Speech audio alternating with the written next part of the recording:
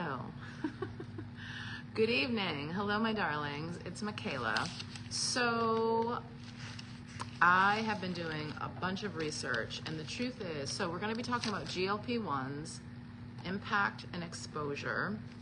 And this is really meant to share things that I didn't know about. I am not the expert on GLP-1's.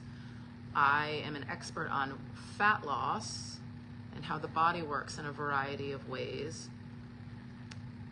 And so this has been something that obviously has been, hi Emmanuel, hi my dear, has been popular, has been a focus for many people, is something that a ton of people are taking.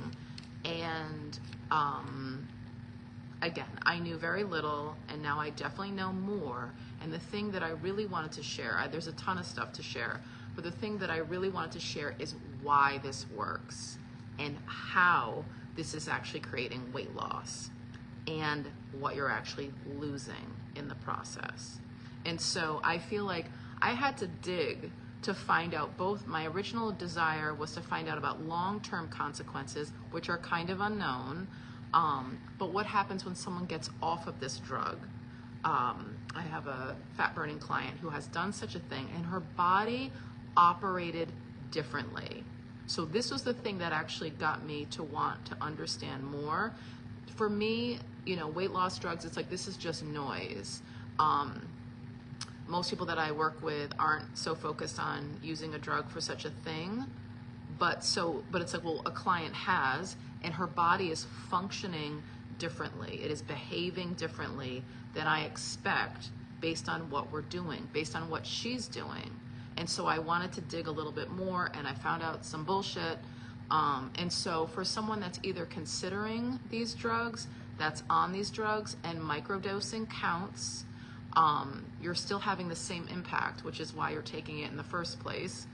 And then to really consider the full implications, the impact on your entire system, and then to put some weight on what this is going to do for the long haul, both in terms of how long you take it and how long this impact lasts. So I personally, I am not a big fan of pharmaceutical medication.